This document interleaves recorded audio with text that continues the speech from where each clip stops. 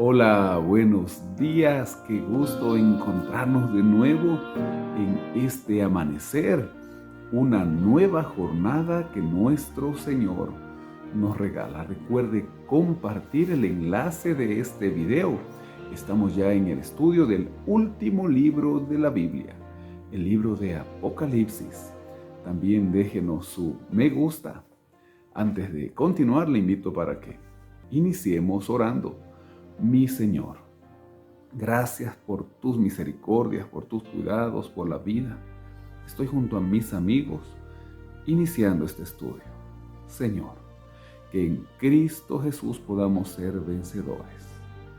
Que al escuchar, al leer, al estudiar tu palabra, podamos entender los momentos gloriosos que vivimos, porque Cristo viene pronto y es necesario que nosotros despertemos. Bendice a mis amigos, Señor. Ponemos este momento de estudio en tus manos de amor. Que tu Espíritu Santo nos dirija. En el nombre de Jesús oramos. Amén. Amén. El capítulo número 2.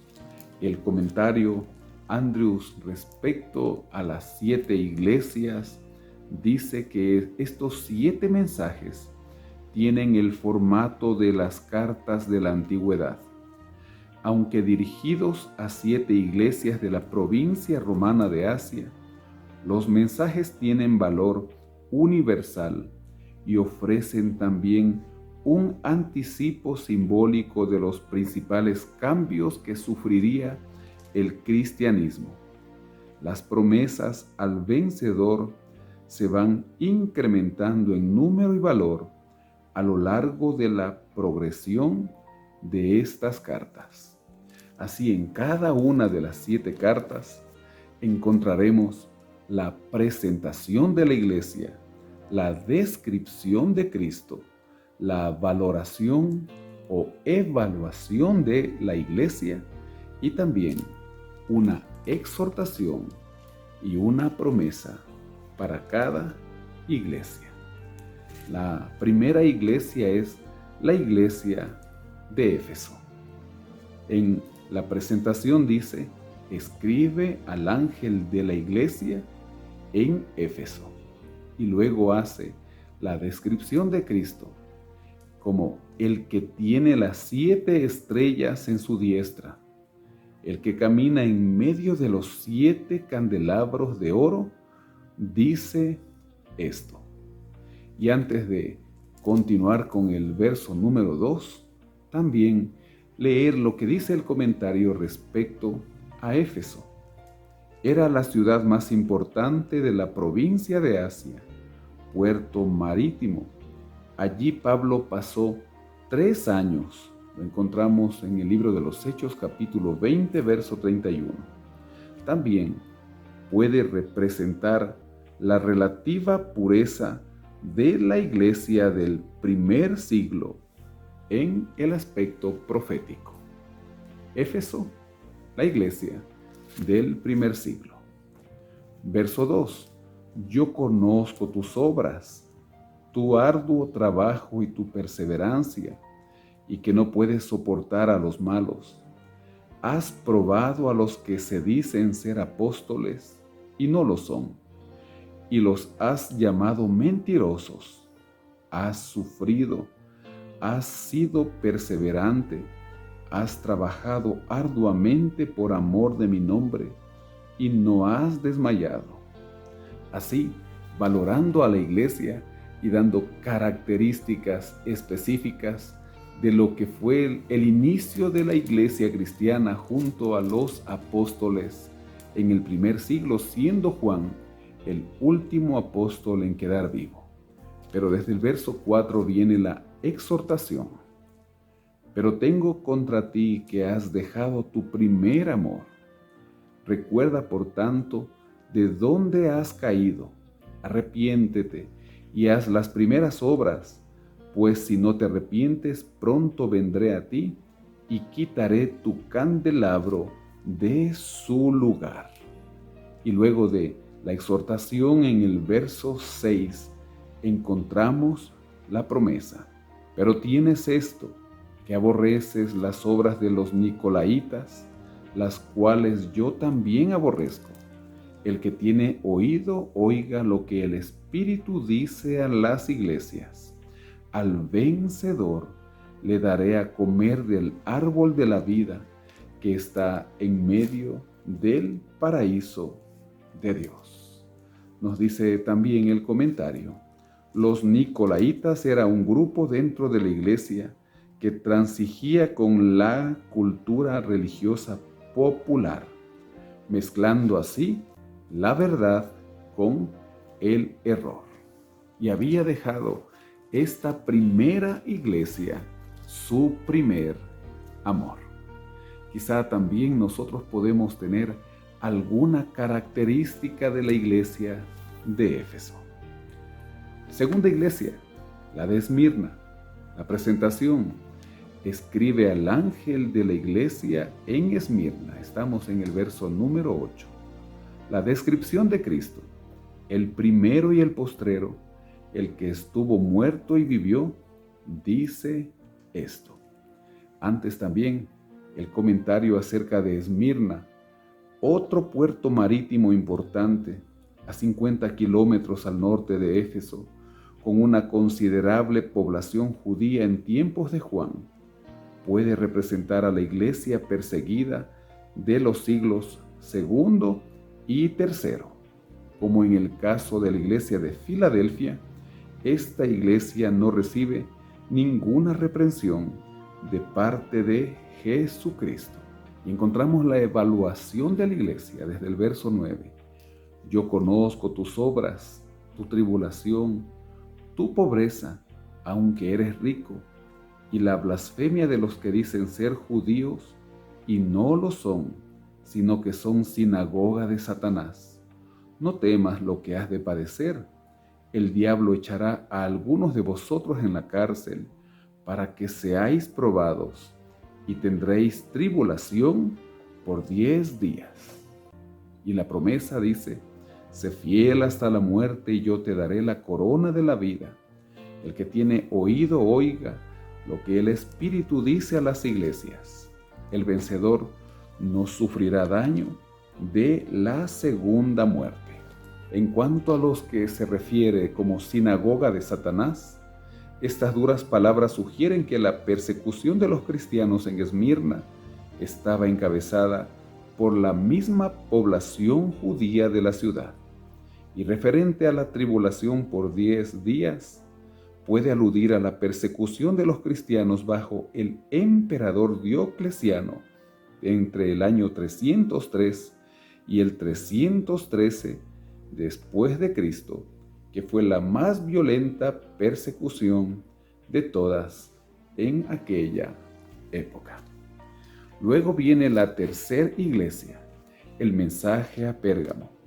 En su presentación, escribe al ángel de la iglesia en Pérgamo la descripción de Cristo, el que tiene la espada aguda de 2 filos, dice esto. El comentario nos dice respecto a Pérgamo: a 80 kilómetros al norte de Esmirna, edificada sobre un monte cónico de unos 300 metros de altitud, puede representar la contemporización de la cristiandad con el mundo en los siglos que siguieron al edicto de tolerancia del año 313, que puso fin a la persecución iniciada por Diocleciano y favoreció la influencia masiva de la iglesia de paganos semiconvertidos, mezclando la tradición romana con la tradición cristiana. Así, la valoración de la iglesia desde el verso 13: yo conozco tus obras y dónde habitas, donde está el trono de Satanás, pero tienes mi nombre y no has negado mi fe, ni aun en los días en que Antipas, mi testigo fiel, fue muerto entre vosotros, donde habita Satanás. Y así el comentario dice: Pérgamo era famosa por el gran altar de Zeus, que hoy se halla en el Museo de Pérgamo, en Berlín. La expresión se refiere probablemente a este altar, y a la época en la cual los cristianos vivieron en el aspecto profético, pues, como ya lo dijimos, se había mezclado el cristianismo con el paganismo romano. La exhortación desde el verso 14. Pero tengo unas pocas cosas contra ti, que tienes ahí a los que retienen la doctrina de Balaán, que enseñaba a Balac a poner tropiezo ante los hijos de Israel, a comer de cosas sacrificadas a los ídolos y a cometer fornicación. Y también tienes a los que retienen la doctrina de los nicolaitas, la que yo aborrezco. Por tanto, arrepiéntete, pues si no, vendré pronto hasta ti y pelearé contra ellos con la espada de mi boca. También nos dice el comentario, en cuanto a Balaam, alude en Números capítulos del 22 al 25.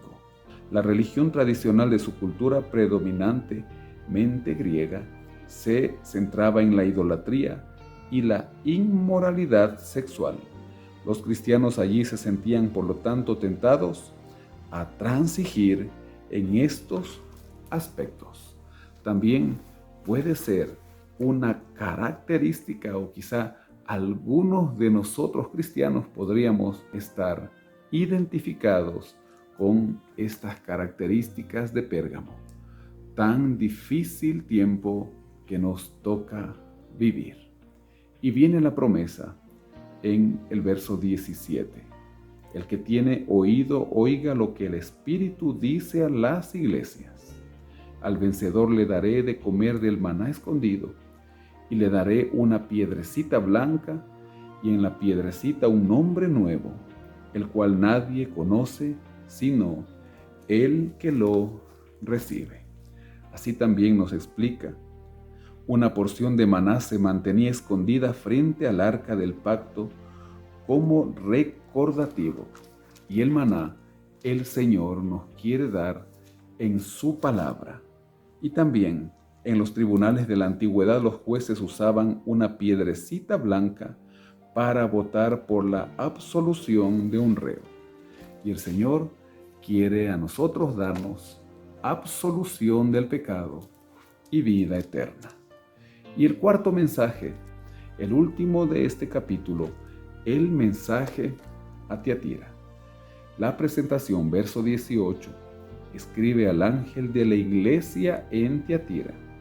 Descripción de Cristo, el Hijo de Dios, el que tiene ojos como llama de fuego y pies semejantes al bronce pulido, dice esto. Y el comentario en cuanto a Tiatira, a 50 kilómetros al sudeste de Pérgamo, puede representar la apostasía de la iglesia medieval, pero también el progreso de la reforma. Y ahora en la valoración de la iglesia, yo conozco tus obras, tu amor, tu fe, tu servicio, tu perseverancia y que tus obras postreras son superiores a las primeras. Pero tengo contra ti que toleras que esa mujer Jezabel, que se dice profetiza, enseñe y seduzca a mis siervos para fornicar y para comer cosas sacrificadas a los ídolos. Yo le he dado tiempo para que se arrepienta, pero no quiere arrepentirse de su fornicación. El comentario también explica, Jezabel, modelo de maldad en el Antiguo Testamento, en el primer libro de los Reyes, capítulo 16, capítulo 18, capítulo 21, podemos encontrar acerca de ella. Verso 22, por tanto, yo la arrojo en cama y en gran tribulación a los que adulteran con ella, si no se arrepienten de las obras de ella. A sus hijos heriré de muerte, y todas las iglesias sabrán que yo soy el que escudriña la mente y el corazón. Os daré a cada uno según sus obras. Y en los versículos 24 y 25 encontramos la exhortación.